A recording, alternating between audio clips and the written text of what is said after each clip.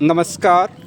मैं भारती जी, ward number 28 ज़िला मुंगेर से फिर अपने ही उस पुराने मुद्दे ऑपरेशन सड़क के मुहिम के तहत मैं अपने वार्ड 11 नंबर से बाहर आकर के वार्ड नंबर 28 में खड़ा हूँ, जहाँ पर पीसीसी रोड बनी हुई है।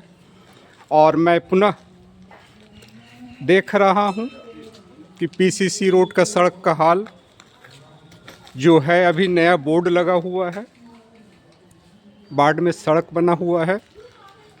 मैं उसी पुराने मुद्दे के तहत एक बार स्थानीय लोगों के बीच से यह भी जानना चाह रहा था कि जब माननीय हाई कोर्ट का ऑर्डर है डिवीज़न बेंच का कि बने हुए सड़क पर पीसीसी हटा करके बनाना है, तो फिर क्या वजह है कि बिना पीसीसी हटाए हुए सड़क पर सड़क को ढाल करके इस तरह की ऊंचाई करने के पीछे कौन लोग दोषी? यह बहुत महत्वपूर्ण प्रश्न है। जो मैं अपने वार्ड में था, वार्ड नंबर 11 में जो परिस्थिति बनी थी उसमें यह किया गया था, ऊंचाई के पीछे कुछ कारण बनाते हैं संवेदक। जब माननीय हाईकोर्ट का यह आदेश है डिवीज़न बेंच का, तो चाहे वह लोक सेवक हो, चाहे वह संवेदक हो, उनको यह ध्यान रखना है कि अगर पूर्व से वार्ड में कोई सड़क बना हुआ है तो उस हिस्से को तोड़ के हटाना है। लेकिन मैं अपने ही वार्ड में 2009 से इस मुद्दे को उठाते रहा हूं।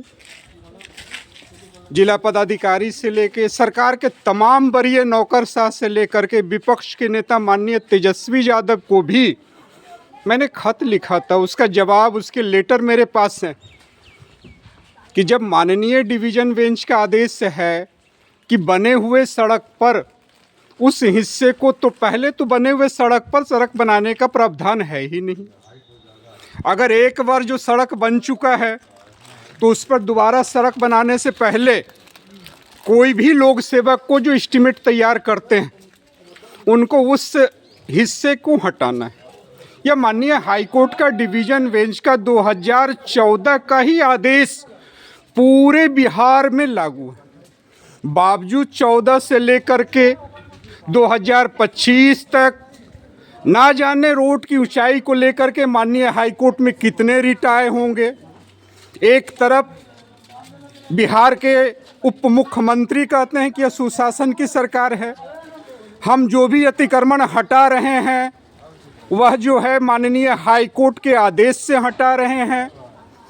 और तो मैं उन्हीं माननीय मुख्यमंत्री साहब से यह पूछना चाहता हूं, उप मुख्यमंत्री साहब से, कि बिहार में 2014 से डिवीज़न बेंच का आदेश लागू है कि जहां भी पीसीसी की सड़क बनी हुई है उस सड़क के हिस्से पर दोबारा सड़क नहीं बनाना है। यह माननीय हाईकोर्ट का आदेश सड़क से चिपका हुआ है। तो इसके पीछे कौन दोषी हैं?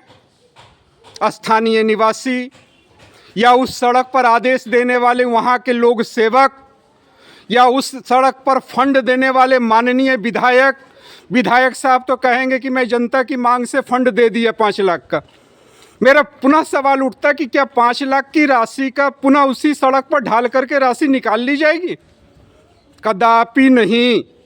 लोक सेवक को यह देखना है कि उस सड़क पर किस हिस्से को निर्माण करना है। मैंने इस मुहिम का नाम ऑपरेशन सड़क इसी सोच करके रखा है कि ऑपरेशन सिंदूर हम सीमा के बाहर लड़ते हैं और ऑपरेशन सड़क समाज के अंदर की लड़ाई है।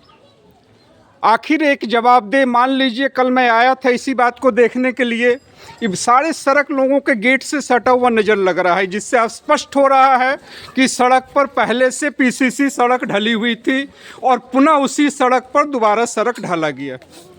जब मैं कल स्थानीय लोगों से बात कर रहा था इस ऊंचाई के संबंध में, तो स्थानीय निवासी में आक्रोश था कि जब सड़क का ढलाई का निर्माण होता है तो उस समय आप लोग कहाँ होते हैं। शायद स्थानीय निवासी को लग रहा था कि मैं मीडिया कर्मी हूँ। उनका आक्रोश भी वाजिब था कि सच में जहाँ बने हुए रोड पर यदि ढलाई हो रही है तो उस जगह के, उस ज़िले के मीडिया कर्मी भी खामोश क्यों रहते हैं?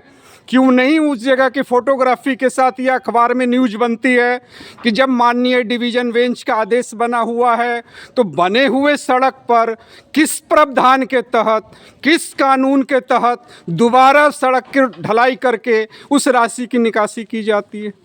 कहीं ना कहीं इस बात में तो गड़बड़ झाला और लोचा बना हुआ है।